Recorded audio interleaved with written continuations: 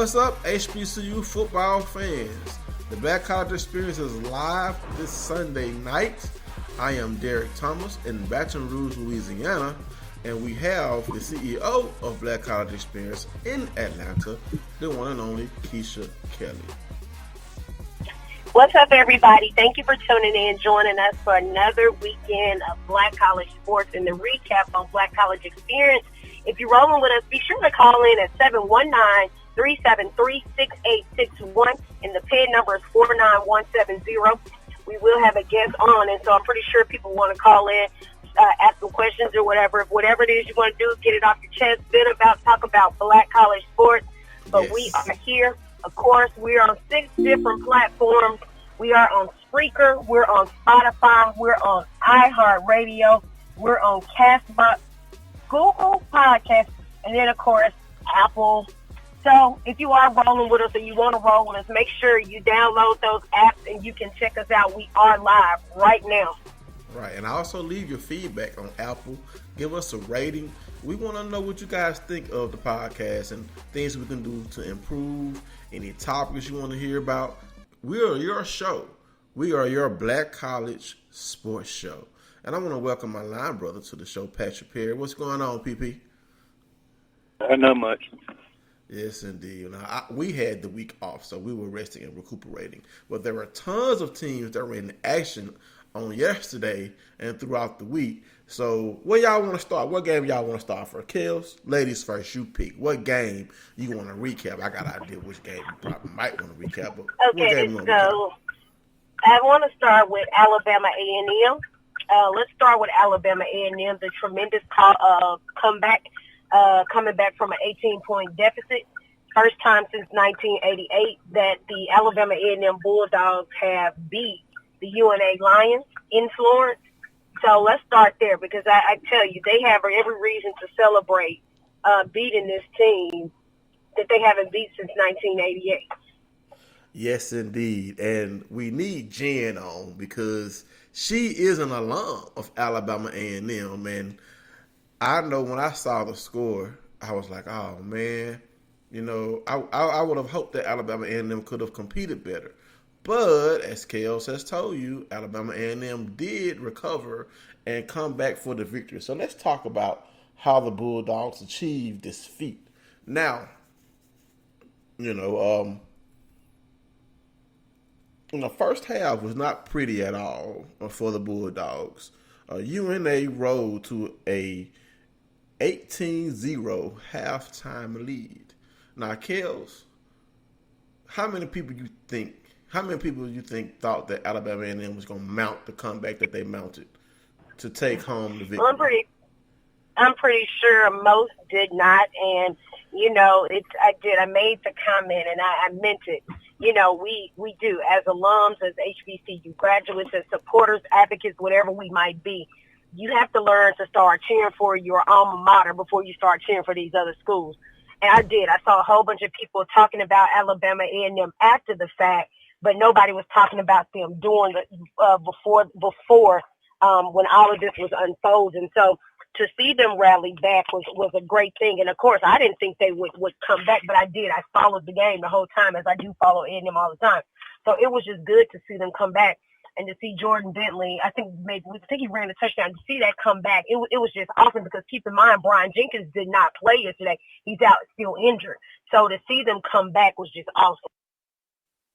Yes, it was. And I do remember seeing a tweet from him. I was trying to find it, but I couldn't find it. But he was basically telling the fans, you know, keep the faith. If you're not going to be with us, you know, something like that. I guess, you know, they were saying like a key need to be replaced, fire the codes, things of that nature. But the Bulldogs reign supreme. So let's just talk about this comeback. You know, not much offense in the first half. Let me get this box score up here. All right.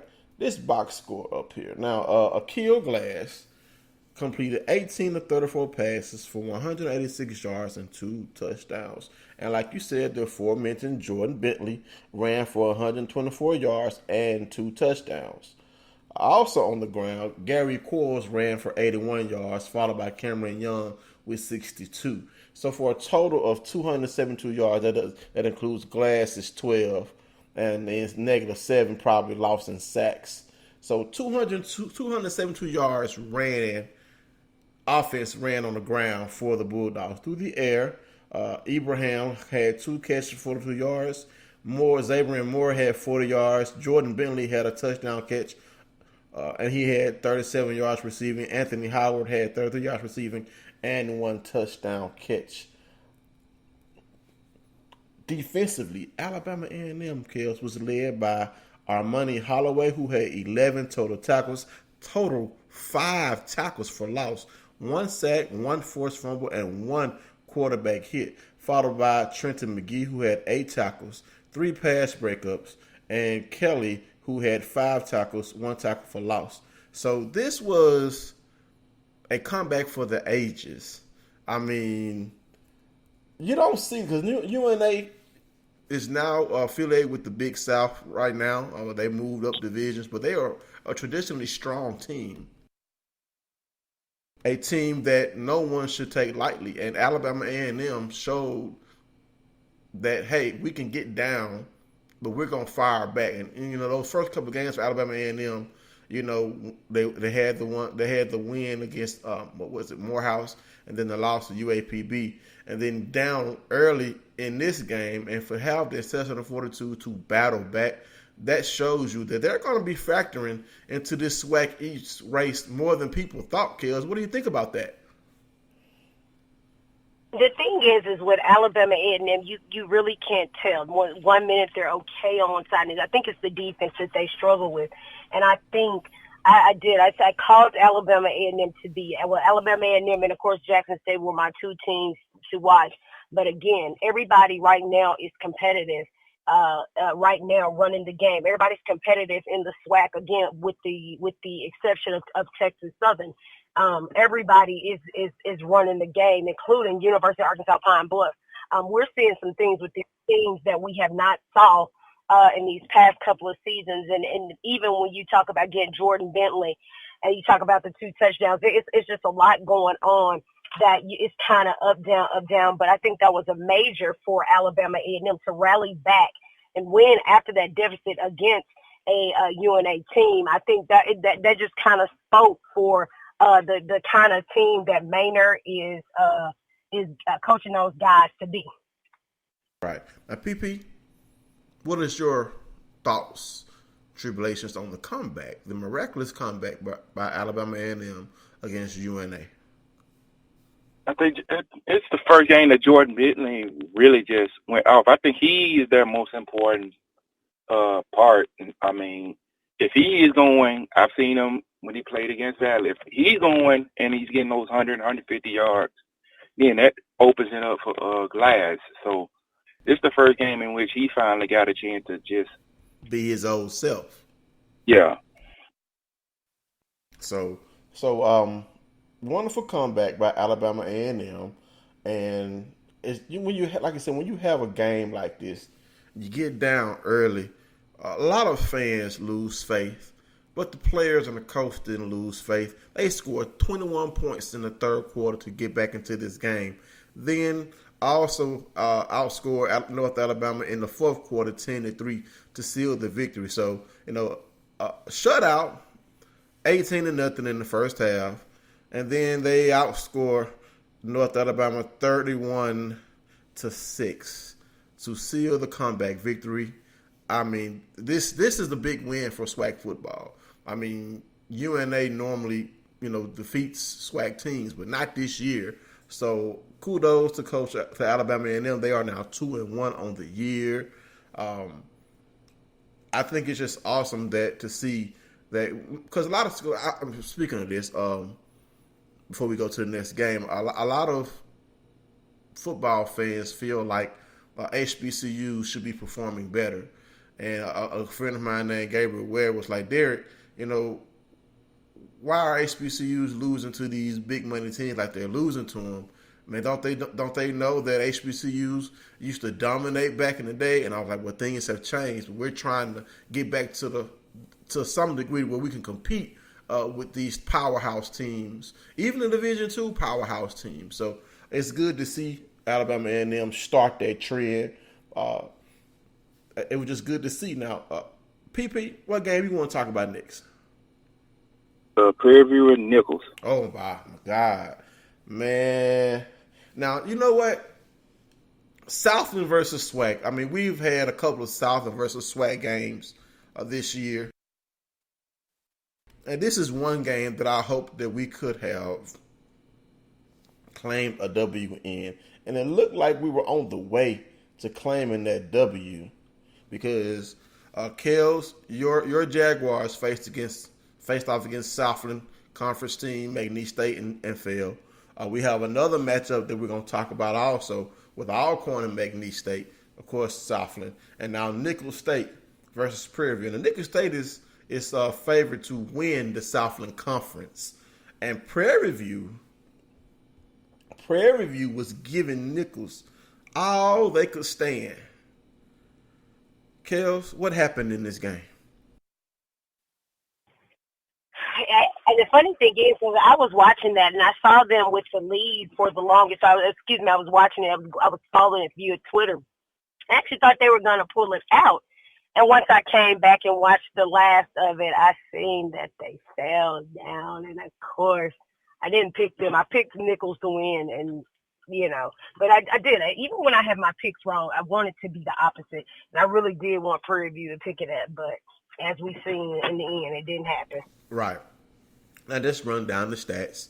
Jalen Morton had another awesome game, except for being intercepted twice. He threw for 227 yards, 3 touchdowns.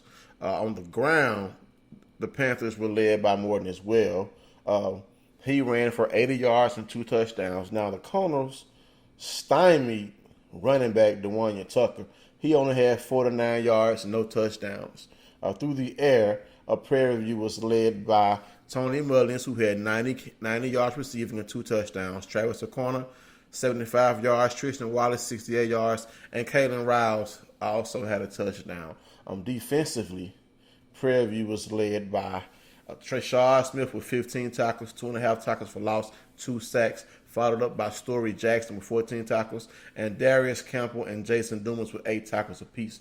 Now, here is what doomed Prairie View. Now,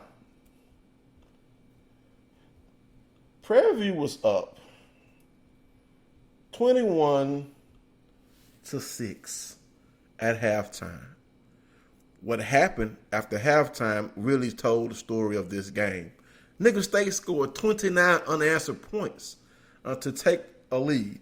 Fourth quarter comes, Prairie View did outscore Nicholls State 14-7, but that wasn't enough as Prairie View falls 42-35 to the Nicholls State Colonels. I actually wanted Prairie View to win as well because it's my SWAC school. We SWAC born and bred kids, all 3 of us.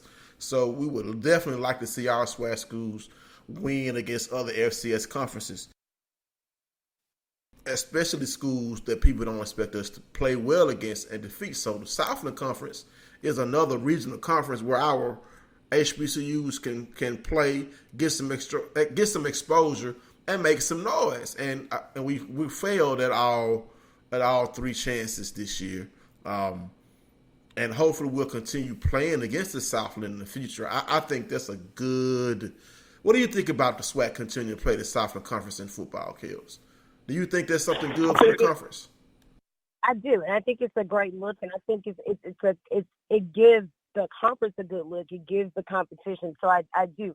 I've always been a fan of playing outside of conferences. The only thing I'm not a fan of is when we play the money games. I don't really care for the money games and the major games where you're getting straight drug across the television screen and you get blown out 40, 50, 60 points. Those are the games I do not like. So outside of that, I'm totally fine with, the Big South. But other games that we're getting drug out of the frame, I do not agree with, no. I agree. PP, what's your opinion on our continuing to play and compete against and hopefully start to defeat Southland Conference teams? Yeah, we had 2 almost upsets. Nicholls is ranked, and then, of course, Lamar is ranked. And Oh, yeah, I forgot we lost to Lamar by a little bit. Yeah, so it's showing that we... By a little bit, huh? By a little bit, huh, Derek? Yeah, by a little bit. By a little bit. By a field goal. Yeah, so it shows that, we're not...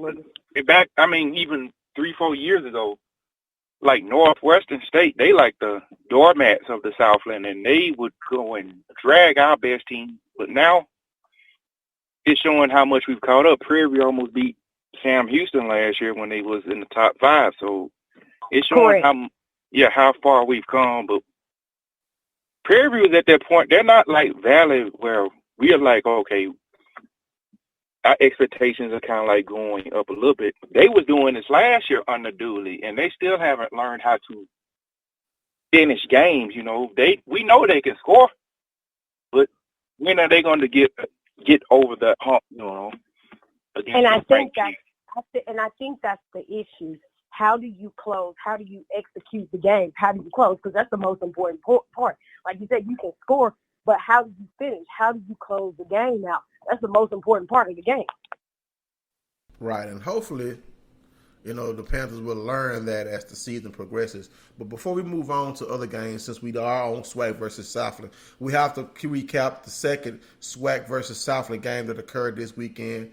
And now McNeese now sits at 2-0 versus the SWAC on this young season.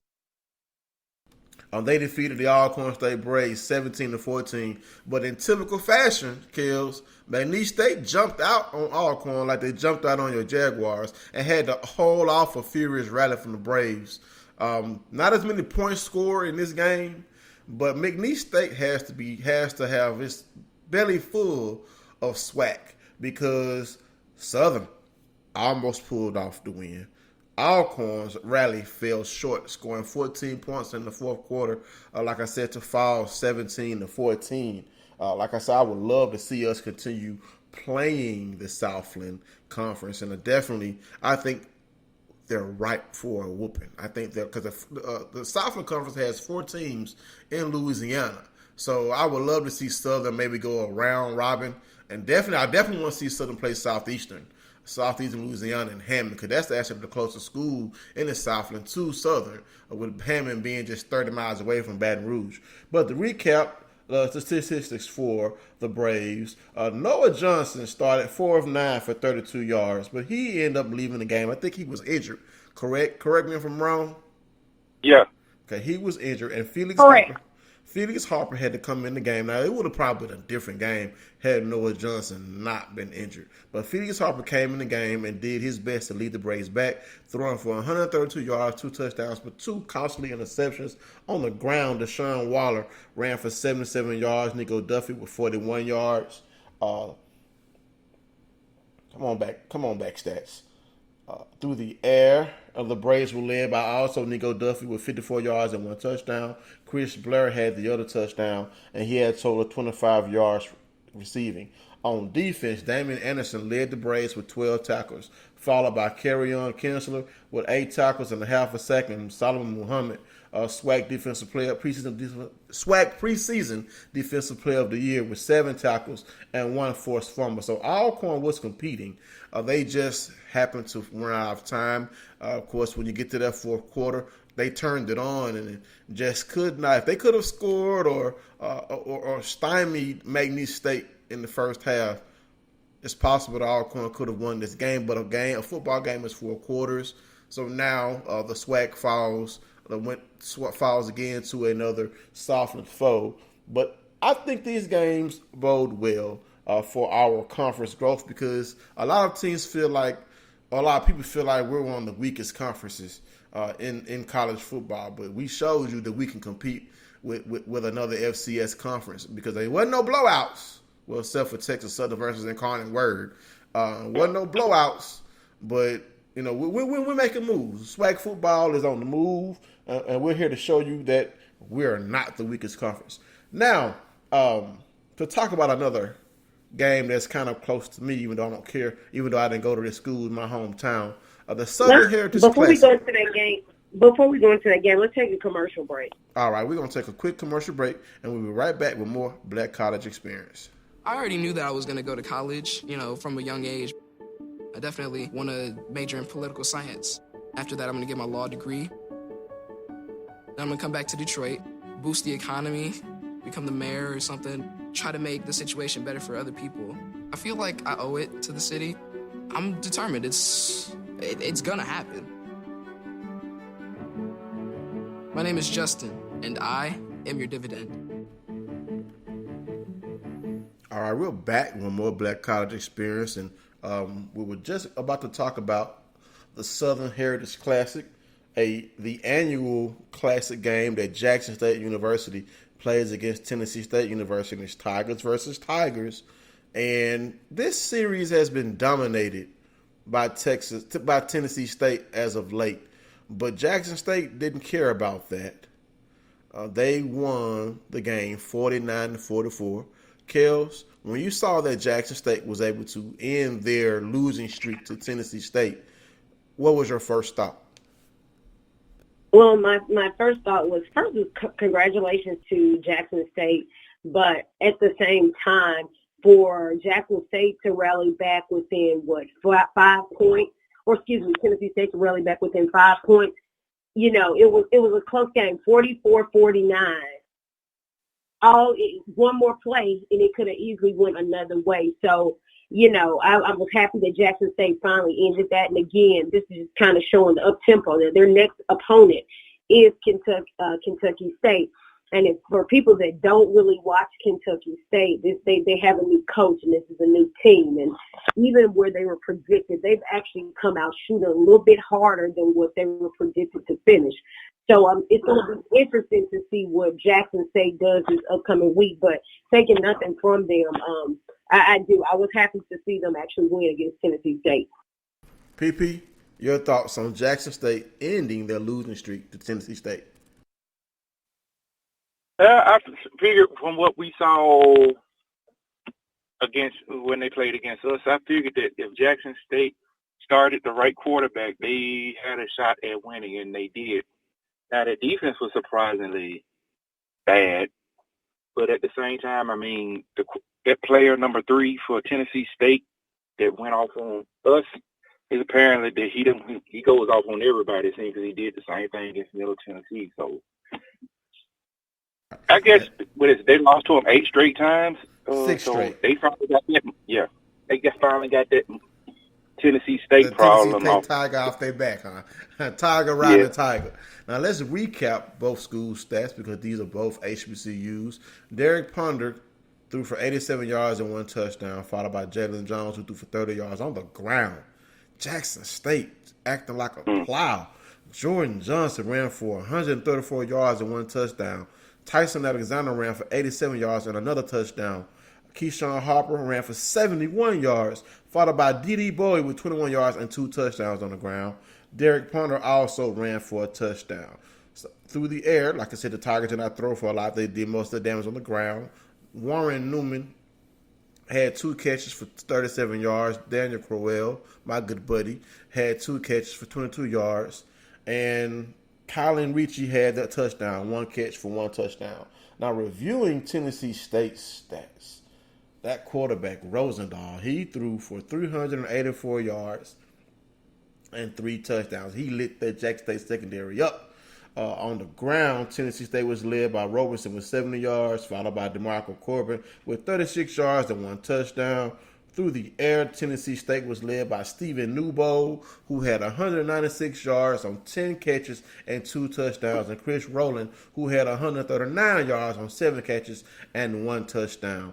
Defensively, for both squads, first up, Jackson State, Keontae Hampton led the Tigers with 9 tackles, 2 tackles for loss, and 1 sack, followed by Tyler Rogers with 6 tackles, 1 tackle for loss, and 1 sack.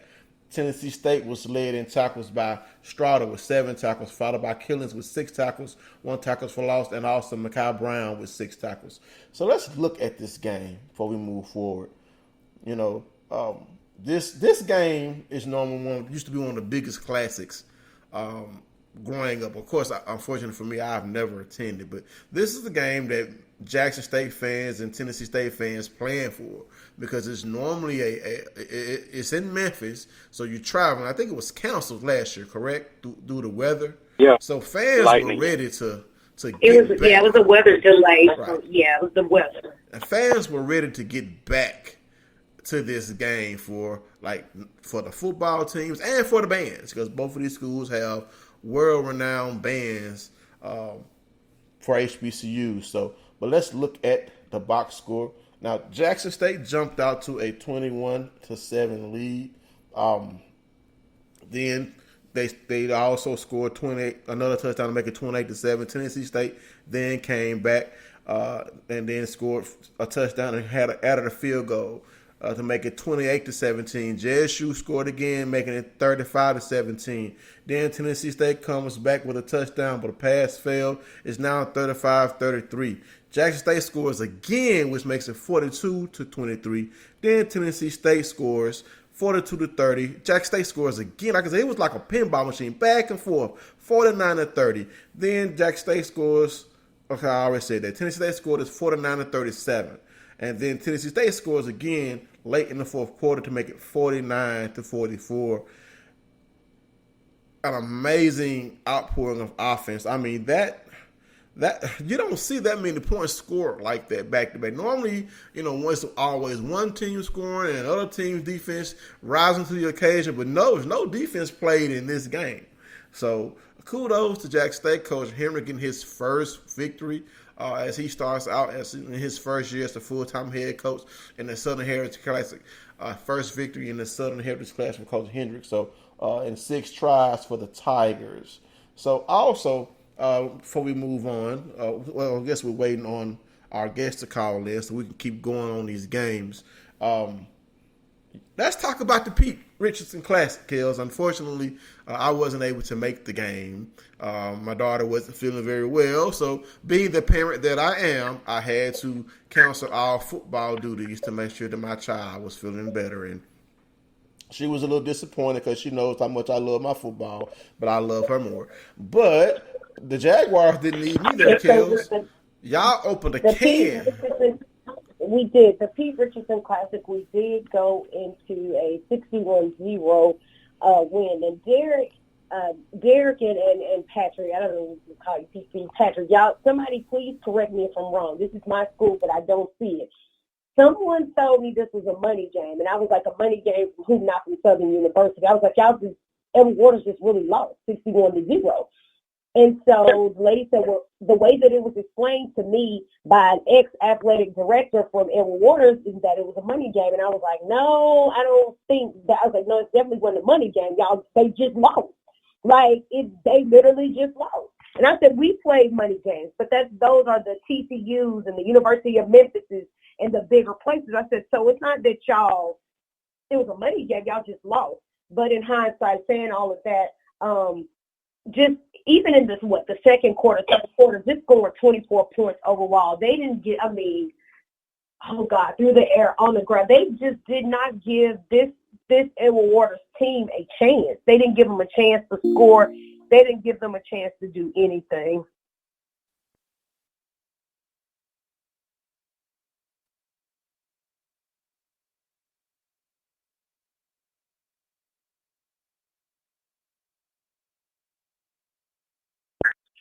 It's Jennifer.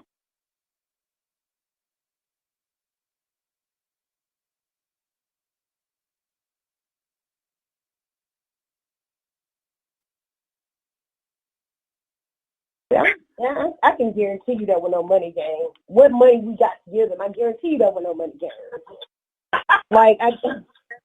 No. They just lost really bad. That's all it was.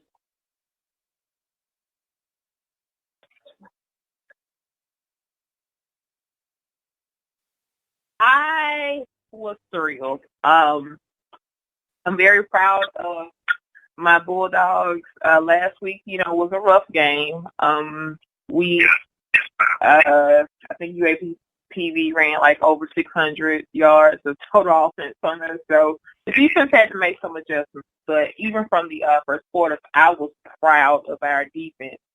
And they were really keeping in the middle roll. And then at halftime, they made adjustments on offense, and then we were running on all 4 cylinders. So I was extremely proud of my Bulldogs and how it was a road game. It was against an opponent we haven't beaten in over 30 years. And the team grew up last night. They really did. Yes, indeed. Now, to run down these stats from the Pete Richardson Classic, Ladarius Skelton completed 10 of 19 passes for 64 yards. Glendon McDaniel, also affectionately known as Bubba, threw for 18 yards. Now, Southern had their way on the ground with Ed Waters. Devin Beard ran for 120 yards and 3 touchdowns. Christopher Trainer ran for 67 yards and a touchdown. Darby and Prophet, glad to see him back, ran for 56 yards and a touchdown. Skelton ran for 53 yards and a touchdown. Craig Nelson, Indiana transfer, ran for 39 yards. Not much through the air, but just a rundown. The leading receivers for Southern with Cameron Mackey with 25 yards and Jamar Washington with 22 yards. Defensively, Kels, your Jags were led by Caleb Carter, who had 5 tackles. Sorry, make sure that's Southern. Caleb Carter, who had 5 tackles. Calvin Lunkers had 4. Casey, he had 4 tackles, along with Kenan Tate to have 4 tackles and 1 tackle for loss. I think Jordan Lewis, didn't he run an interception back, I think? I'm going to make sure of that. There was so much going on that game. I couldn't keep up with 61-0. It was just too much going on. It was too much to keep up with. I couldn't keep up. Now, Ed Waters played 2 quarterbacks. Francis threw for 107 yards and 2 picks. Branch threw for 78 yards and 1 pitch. On the ground, Stowers led Ed Waters in rushing with 51 yards, followed by Huggy with 24. Now, let me see if I can find. I know Jordan Lewis had a big play. Yes, he had a 95-yard interception return. So, congratulations to the Jags, Kills. 2-0 in the Pete Richardson Classic. How does that make you feel? Happy? It does. Because it's, and for people who didn't, I did a story on Friday, and it was titled "The Dean of the SWAC," and it talked about all of the accolades that Pete had. And I went ahead and tied in these last accolades, including these 2 classics, and him getting the MVP, being inducted into the MVP club. And for people that don't know, that's for the coaches at Bayou Classic. And so, to be now, that's to say, last year we had Langston, this year we had Edward Waters. I wonder if we'll ever move to a Prairie View or I don't doubt it. But if we move to one of those teams, what that would look like. But just to see that turnout and see so many people having fun on the yard, I'll definitely be there next year. I'm already working on that, so I'll definitely be there for that classic next year. Now, it would be nice to see, Southern play a tougher opponent, because we know Langston gave y'all more of a game than Ed Waters did this year. But Langston is traditionally a tougher opponent in football for anyone than Ed Waters would be. But we know Coach Ruff is going to get Ed Waters together, second year at Ed Waters, so he's building that program from the ground up. But who knows? Y'all might play us for the Pete one day. Who knows? We'll come back. We'll come down. Okay, that's another W for us. Thank you. Yeah, so confident. But to run down the other games in the SWAC, Arkansas Pine Bluff defeated Langston 53-15. Arkansas Pine Bluff ain't playing no games this year.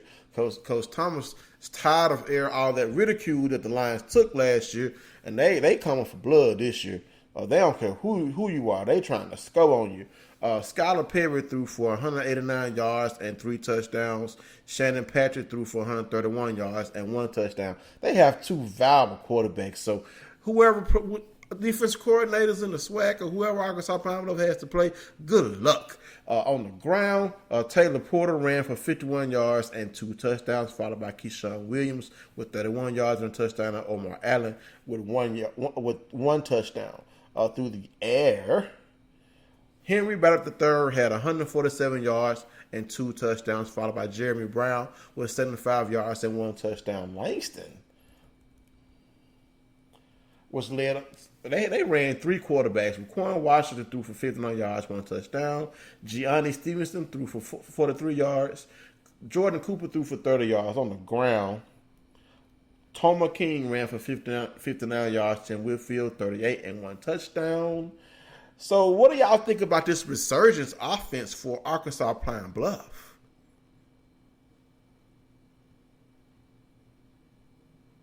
Hello. I said it before. I said it. I'm super excited. This is a team that we have not seen before. This is a team that we have not seen. And it's so funny because, again, in the season or in the during media day, swag media day, I had a chance to talk to Coach Thomas, and he's super reserved. He doesn't say a lot of stuff, but to see these back-to-back games coming off that thrilling win with Alabama A&M and seeing what they did, last night, they're just punching people in the mouth back to back to back. Now we will go over to Arkansas Pine Bluff. Not this week, but next week, and I'm going to be interested to see how that matchup goes. And like I told Jennifer, we laughing at them, but it could very well go this way for us and anybody else. But I think it's going to be a great game. Right. It's like I said, it's good to see the SWAC games or SWAC schools compete with each other. I mean, like, yeah, you want to have blowouts when you can, but it's good. It's better for your brand if you can compete and have good football all the way around. You have the doormats, and you're going to have the teams that are, I guess you could say, the big three, I guess you say, or big four, or whatever it is in the SWAC. But it's just good to see schools compete with each other. Even when you get blowouts, still fight back. But now we're ready to jump over to the MEAC. Now, first game in the MEAC.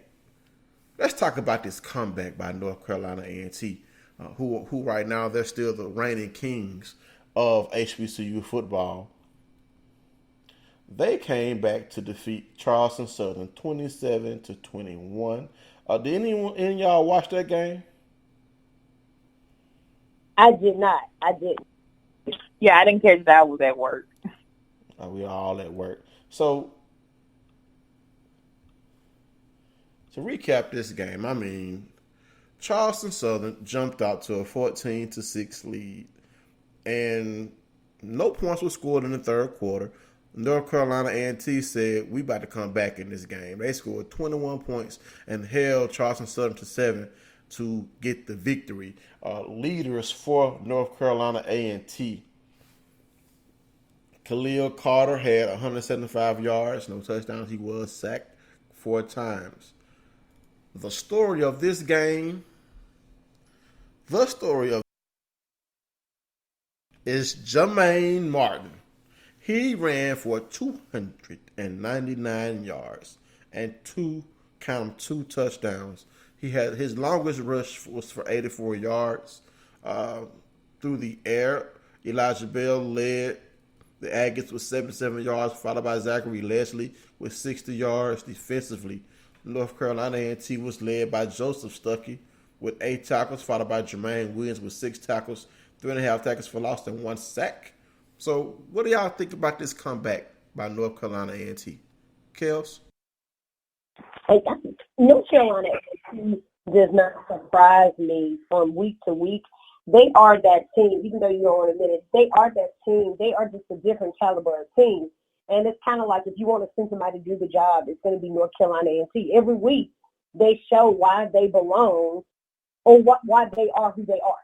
Every week is something different with North Carolina A&T, and to see them rally back again and beat Charleston was good. The only thing I could do, of course, I see no games, only through Twitter, so to see that they actually finished it was a good thing. Exactly. So, I mean, it's like I say, it's good for us to go and beat these other FCS squads. And, North Carolina A&T wasn't playing no games. They decided, you know what, we're going to go ahead and put this game away with a punishing ground attack. And in most cases, you won't see – in most cases, a lot of people think that our offensive lines can't hold up against the bigger FCS schools as far as being able to push them around. North Carolina A&T decided to showcase that, yeah, we can punch them in the mouth, and we did that, so, better be on the lookout. Now, next game I want to talk about is the HU Bowl in the Chicago Classic. Hampton versus Howard. Hampton defeated Howard 41-20, so I guess they get to claim the title of who's the real HU because they won the game. I mean, hey. So, PP, what's your impact? Well, what's your opinion on Hampton's defeat of Howard? When you have two, I guess you could say, high-profile quarterbacks. One, Kalen Newton, who has taken the MEAC by storm the past couple of years, and Hampton's quarterback DeAndre Francois transferred from Florida State. Yeah, I don't know if it's more about more about Hampton, because we knew that with Francois going there that they would be improved compared to what I saw from them last year. But I don't know does Howard miss their coach? I don't know what, because it seems like they falling early this season now. Just hope they pick it up in MEAC play, but right about now, they might be the most disappointing team in the MEAC right about now. Right. I mean, I agree. In his first they year. are, and while they're being the most embarrassing team, Hampton is over there just killing their opponents one by one in the Big South. Well, Hampton got embarrassed last week now. So they took a licking last week. So everybody can get it on chin, But to run down stats in this game, I'm speaking from the Hampton Howard. Okay. Gotcha. All right, DeAndre Francois threw for 217 yards and 4 touchdowns. On the ground, Shy McKenzie ran for 47 yards. Jaquita's Bonds ran for 44 yards and a touchdown. Will Robinson ran for 33 yards and a touchdown. Through the air, Hampton was led by Jadakiss Bonds for 75 yards, 2 touchdowns. Darren Butt, 70 yards and 1 touchdown. That was the long. Key Run Catlett had 55 yards and 1 touchdown. Defensively for Hampton, they were led by Oro Varsican and DeAndre Falk with 10 tackles apiece. Falk had a tackle for loss and 1 sack, followed up by Caleb Brown, who had 8 tackles. Other sacks for Hampton. Thurman had a half a sack. Andy Matthews and Sturdivant each had a sack apiece. Now, for Howard,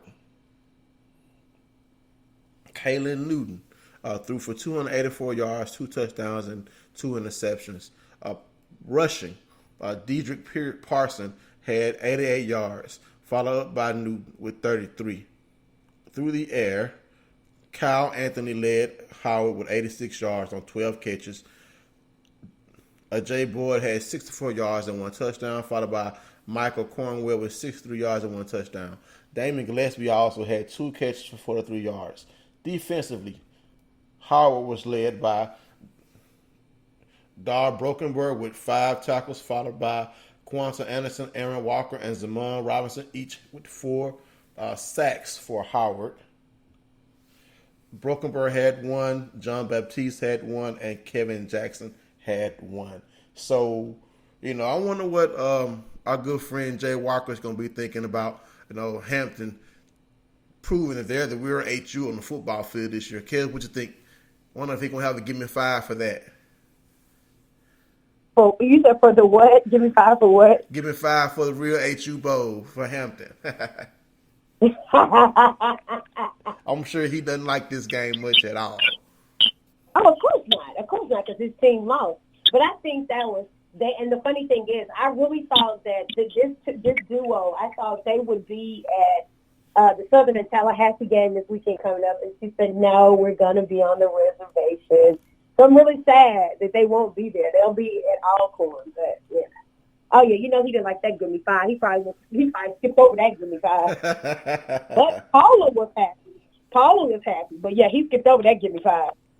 All right, next up was Norfolk State versus Coastal Carolina. Not a good outing for Norfolk State, who had started the season pretty strong. They fall to Coastal Carolina 46-7. Also, Bethune-Cookman was shut out 6-0 by Miami in a money game. That was for sure a money game. James Madison defeated Morgan State 63-12. So Tyrone Wheeler finding out that it's definitely difficult to be a head coach in football. So welcome to being a head coach, Mr. Wheatley. Get it right. I'm pretty sure you're going to improve Morgan State over your tenure. Now, in a game that hasn't been played, I have this here, in almost 60 years, Delaware State versus Lincoln, Pennsylvania. This was history. Delaware State, Kels, defeated Lincoln, Pennsylvania, 58-12. And, for them not to have to play the game in almost 60 years, I think that is an amazing, I guess you could say, game to play, because you know how it is with these rivalries.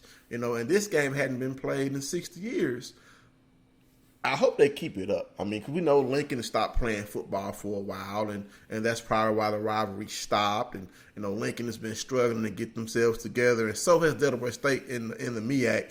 But, renewing a rivalry like this is good for football. Delaware State started out fast, scoring 28 points in the first quarter. They could have stopped playing after that. Lincoln only scored 12 points. Delaware State scored 3 points in the second, 21 in the third, and 6 in the fourth. Leaders for Delaware State. Let me scroll down here. So this box score, is it going to have it? All right, rushing leaders for Delaware State. Waters had 67 yards and 1 touchdown. Passing-wise, but they had 181 yards and 2 touchdowns. Receiving-wise, Colley had 118 yards and 2 touchdowns. For Lincoln, not much on the ground, but through the air, Eben Jackson had 199 yards and 2 touchdowns. Those 2 touchdowns were caught by Shoya Sampton. He had 5 catches for 30 yards and those 2 touchdowns. But the leading receiver for Lincoln was Triplett, who had 8 catches for 77 yards, followed up by Jordan Gray with 8 catches for 55. So I hope they keep that series going because, you just want to see HBCUs play other HBCUs, especially if they have history. All right, FAMU versus Fort Valley State, another HBCU versus HBCU matchup. This is going to be MEAC versus SEAC. FAMU defeats Fort Valley State 57-20. Kels, what do you think about this game? It was horrible. When I looked at it, I do. Somebody I know, they're all Fort Valley graduates, and FAMU, they did. They talked about that. They talked about how they drugged Fort Valley, and, okay, when you start talking about D1, D2, you talk about all these different conferences, they talked about how they drugged them and how bad. Well, one of my friends from FAMU talking about how bad they beat Fort Valley, and he was bragging. And I told his friend, it's okay. We got y'all. We dragged them. It's okay. It's okay, y'all. But the funny thing is that FAMU took this early bye. Their second week was a bye. So after they played UCF, they went on bye, which is real crazy to me. They went on to a bye. For the rest of this season, they got rolled. But I think that it is. Some of these opponents, it looks like money games because they're getting beat so bad. But, it wasn't good look. It wasn't a good look. Now, University of South Florida defeats South Carolina State 55-16. PP, what do you think about this loss by South Carolina State to South Florida? And I guess this too. MEAC's money game weekend, Coastal Carolina put it on. Yeah, I mean, yeah. I guess this their weekend to get their checks and before heading into MEAC play. So, man. And the last game is Gardner-Webb defeats North Carolina Central 21-12. Now I'm going to jump over to the SEAC. The first game I want to talk about in the SEAC, Kills, involves CAU again. They fouled to Allen U. I mean, Allen U just started playing football again. I know CAU, has a new coach, but you don't really want to lose to a team that's just starting back playing football after a couple of years. So, what do you think about this game? As far as Allen U coming into CAU's house and dropping another L. Well, this game was in Columbus, South Carolina. So no, this was in Allen. Yeah, this was in Allen. CAU was on the road, and they defeated Clark Atlanta 16-10. So what do you think about Clark Atlanta just not able to get it together after last week's loss? Well, they did give up 10 points, but, that is, I don't know what this CAU team is doing, how they're going to gel under this new coach, Coach Bolin. And that's my concern, because last week, even doing post-game interviews with him, he's talking about regrouping and things they need to do and things they need to change. So if you can lose to, and I don't say mediocre, if you can lose to an Allen team and on the road is understandable, if you can lose to an Allen team, that kind of makes me think, what are you going to look like against a Miles, a Morehouse, a Tuskegee, Albany State, or Fort Valley? What are you going to look like against, your incumbent opponent? What are you going to look like when it's time to play the guys in your conference where it actually matters? And I've seen better CAU teams, and last year was a better team. Like I said, I just want to see how this is going to gel with Coach Bowles. All right. So, Tuskegee, Jen, you still there? Okay, I guess Jen. Yeah, I'm here. I'm here. So Tuskegee defeated Kentucky State 13-7. What do you think about Tuskegee? Showing Kentucky State that they're still a top team in the SEAC. Well, one thing about Tuskegee, like you just said, they're a top team in the SEAC. So I had high hopes for Kentucky State, and they still have some growing to do. But yeah, Tuskegee, for some reason, I feel like the SEAC is going to come down to Tuskegee or Miles again this year, but we'll see. All right. And we just reviewed the FAMU Florida State game. Miles versus Morehouse. PP. Oh, man. I went against Miles. Man, I had Miles again, just like I had him in the SEAC championship game, and I decided to go with Morehouse, and look what they did, man. And Kels, you're close to that Morehouse program. Talk about what you think this loss means to the Morehouse team. First and foremost, it was just confidence, because it's a non-conference game. For them, that was a non-conference loss, so they're okay in that status, non-conference loss, so they're fine with that. But it's just bragging rights, like they said, for 2 weeks, and I did.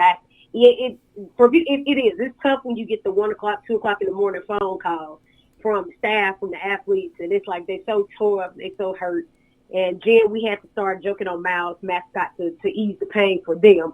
So, and if y'all get a chance to Google that mascot, y'all will know why we started doing it. But he was just like more so like, it was just a confidence thing, like the joke. But I think the Miles is going to be the team to beat again this year. They're going to be the team to beat. Miles can talk some trash. They can talk some trash on Twitter. Lord, they can talk some trash.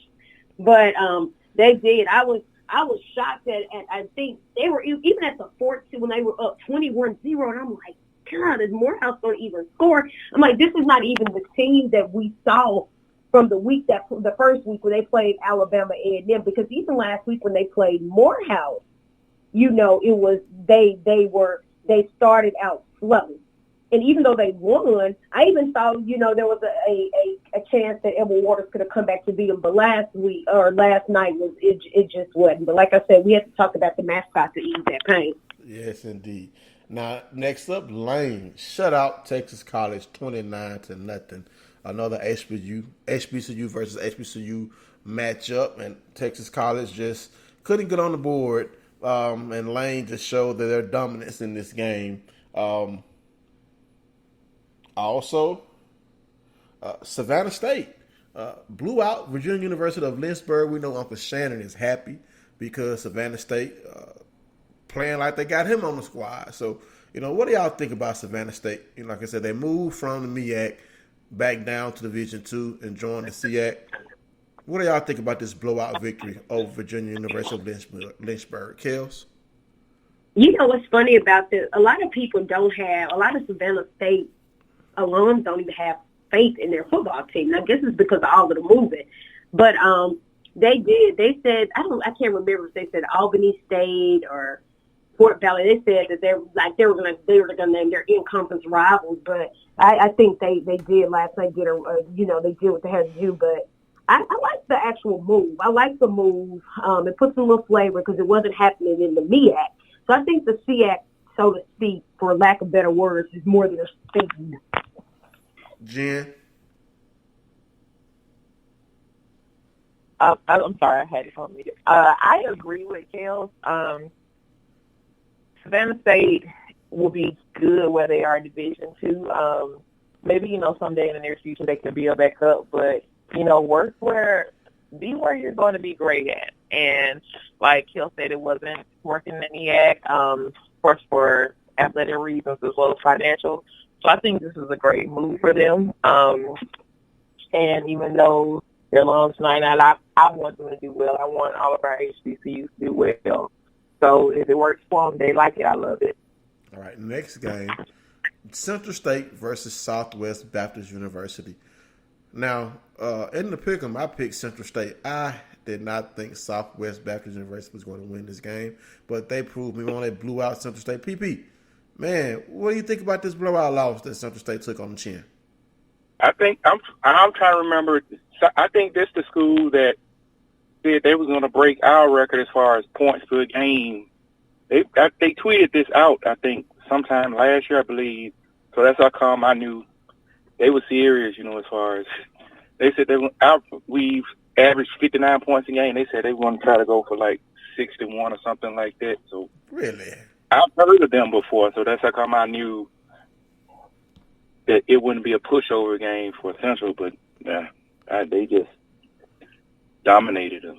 Yeah, and then Johnson C. Smith upsets Benedict 34-31. I didn't see that coming. Benedict has been playing pretty well. Benedict was on top. They were winning. And Johnson C. Smith had do I dare say 70? They had a long touchdown run. And that's somewhere in there. I didn't because Benedict was winning. And out of the blue, I think I picked Benedict. And here comes Johnson C. Smith messing up another pick. All right. Now, wow. Mississippi College versus Albany State. Getting a little revenge on HBCUs after the shellacking they took from Alcorn last week. I did not see Mississippi College beating Albany State. Did any of you? Nope. I know I did not. I know I sure didn't see them beating Albany State. But Mississippi College defeats Albany State 24-17. And we on our last conference for the night as far as football. In the first game, I have to talk about it in the CIAA. Kels, is Livingstone for real? Livingstone is 2-0.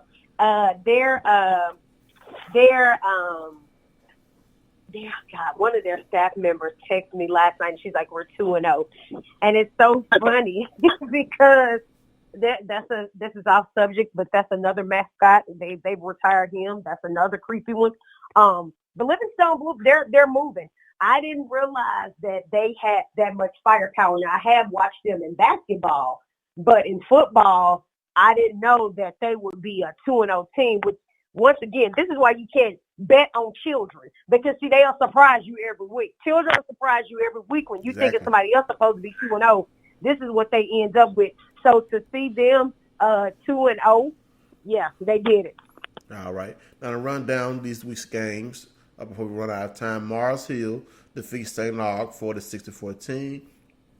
Lenore Wren defeated Virginia Union 28-11. Bowie State versus Shaw. Noah Muir Hall, no problem. Bowie State defeats Shaw 26-21. Chowan against Alderson Brodus. They was playing basketball out there, Kels. They scored 70 points. Their new hashtag is going to be no Amir Hall, no problem. I saw that. I can't wait. I'm waiting for somebody to give him a chance, no man. Amir Hall, no problem. That's going to be a T-shirt. If they go all the way, you definitely got to put it on T-shirt. I'll do that. But Shawan, 70-16 over Alderson Brodus. Didn't see that coming. What do you think about Shawan's burst of firepower? Yeah, I didn't see that coming. That's a long stretch. Catawba defeats Winston-Salem State 21-14. Virginia State defeats UNC Pembroke 35-16. We already recapped Johnson C. Smith's victory over Benedict. And Wingate defeats Fayetteville State. Also, in independent play, Lincoln, Missouri lost their game, and West Virginia State defeated Glenville College or Glenville State University. But before we get out of here, I want to just say this, Kels, the Knicks love HBCU players. Guess who they just signed to their practice squad? Amir Hinton out of Shaw. Who's that? Amir Hinton out of Shaw. I would say I'm pretty sure it's only one person, and I'm thinking it's Amir. I'm pretty sure it's only one person on this. Yep. Yeah, Amir Hinton out of Shaw was signed to the Knicks training camp roster, so he's gonna get a chance to continue his NBA journey. Before we get out of here, my last thing I want to talk about, I want to look at you got to look at your neighbors. Love your neighbor, because when you have your neighbors as far as HBCUs, HBCUs, you want to look out for each other. And what Benedict is doing, they're making an agreement for Allen U to use their stadium for home games. I think that's a wonderful gesture, because their campuses are basically across the street from each other.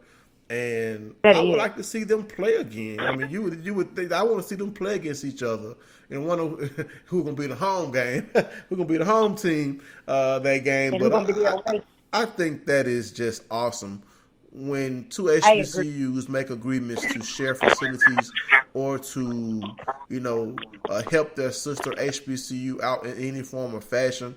Like, who was that? Who helped Bethune-Cookman out during Hurricane Dorian? Was it Morehouse or CAU? It was Park Atlanta. Okay. It was Park Atlanta. When you have HBCUs teaming up like that, I just think that is amazing. Now we're out of time, so Kels, go ahead and close us out. So before we close out, two things that I want to say. First and foremost, salute, of course, to Stephen A. Smith in this whole HBCU week. Stephen A. Smith he's moving some strides, and people might not like him, people may not agree with him, but Stephen A. Smith is making some noise. So I'm gonna be looking forward to seeing what Stephen A. Smith is doing this week for HBCU week. And then on the other side, I will apologize. I can't really say what happened to our guest tonight. I don't know.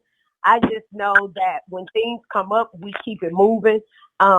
I know that we execute on our side. I know that we send out all correspondence, we confirm, we secure, and everything gets sent out and everybody's confirmed in a timely manner. So when guests don't show up, guests don't call in, it doesn't show any lack of preparation on our side. It just shows the character of the other person, and I'll leave that at that. All right. Well, this has been another episode of Black College Experience. Make sure you check in with us next week. Before we get out of here, I got to say this before we get out of here. Congratulations to Manny. He won. He came in first place, dethroning Jen in our media pick'em. And I have to congratulate Charles Bishop for winning the fan pick'em. He scored 48 points this week. This was the first week where I ran down the list for every HBCU game that was scheduled, was on the pick'em in some form or fashion, except for, I have to apologize, I was reminded of this, that I left South Carolina State out. That would have been an over-under game. So they will be on the pick'em this week if they have a game. So make sure you check your email if you joined the pick'em. I will be sending out week 4. If you haven't joined the pick'em, make sure you join the pick'em when you see it posted and shared across Facebook and Twitter. And just share the pick'em with your family, your friends, or anybody else that loves HBCU football. For Derek Thomas, Keisha Kelly, Jennifer Murray, and Patrick Perry, we are out of here. Have a good night. Good night. Good night.